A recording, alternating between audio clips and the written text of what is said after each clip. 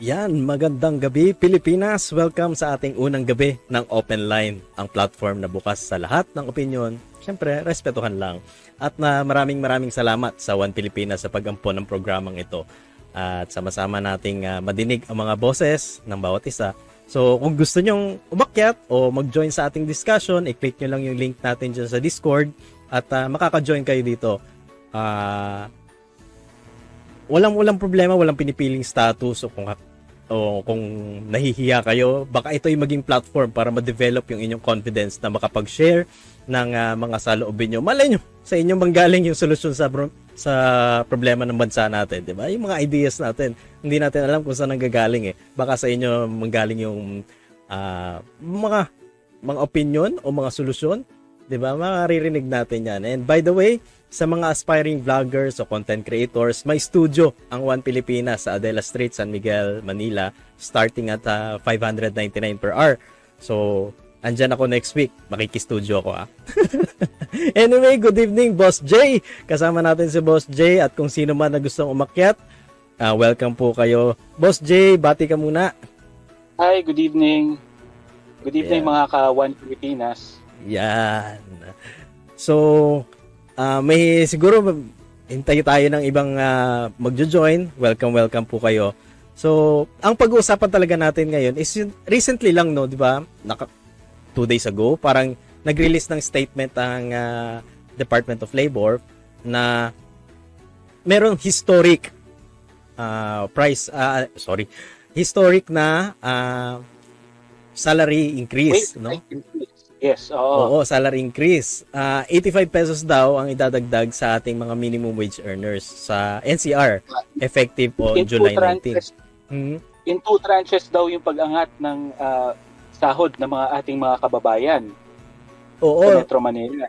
60 pesos effective, tapos to follow yung 25. Yun yung pinagtataka ko. Ayun na kasi, historic na 85 pesos. So, ang increase pala ay 60 pesos. Pwede pa lang i-announce na gano'n, no? Na total mo na, tapos i-announce mo na historic. Actually, mataas ang increase na to. Kung i-total mo yung 60 and 25 peso wage hike, more than 10% ang i-increase ng sahod ng minimum wage earners. So, malaking impact siya sa mga business owners, no? Kasi, paano ba yun? Mapupwersa sila na sahuran yung mga tao nila ng plus 65 pesos? Plus 60 pesos sa ngayon, no? Tama. Oo. Bali, ang magiging impact nito sa ating mga negosyante ay, yun nga, tataas ang cost nila to operate business. So, initially, 60 pesos yung increase nila, tapos may kasunod to, if I'm not mistaken, sa January. 2027. January 2027. So, ano ba ang ibig sabihin nito? Ang ibig sabihin sa mga negosyo is, syempre, kunyari, meron kang 10 empleyado na i-increasean mo sa minimum wage, 850 pesos ang madadagdag sa cost mo to operate every day with 10 employees. Diba? Aside from that, kailangan mo pa mag-set aside ng pang 13th month pay nila. Kasi this is government. No? So, kasama sa increase pala yung 13th month. Oo. Ayun. So, ang maganda dito is yung mga empleyado is lalaking sahod. Yun nga lang, ang pangit dito is, syempre, bibigat ang expenses ng mga negosyo. Kung iisipin natin, syempre, yung ekonomiya dito sa Pilipinas, kailangan may mga gumagawa ng negosyo para may mga na-employ silang tao.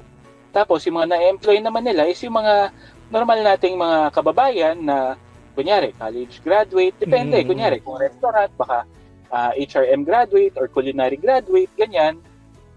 So, malaki ang magiging impact nito sa mga negosyo.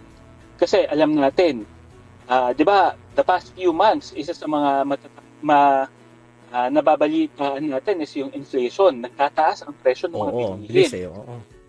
Oo, kung ikaw yung business owner, ang ibig sabihin nito, ang dami mong challenges this year, Halimbawa na lang, restaurant, 'di ba? Nag-angat ang presyo ng gasol. Oo. Tapos aside from that, nag-angat yung presyo ng mga pagkain natin, yung mga raw materials, manok, baboy, bigas, ganyan. So aside from that, aangat din yung cost mo. Ang tanong, makakasurvive ba yung negosyo pag mangyari to? Kasi hindi pa natin pinag-uusapan yung pag-angat ng kuryente, ang renta, Oo. maaaring din yan. Sabay-sabay Siyempre, eh. Sabay-sabay. Tama ka eh. Yung OPEX talaga biglang sipa lahat eh. So, plus ito pa, yung pasahod mo.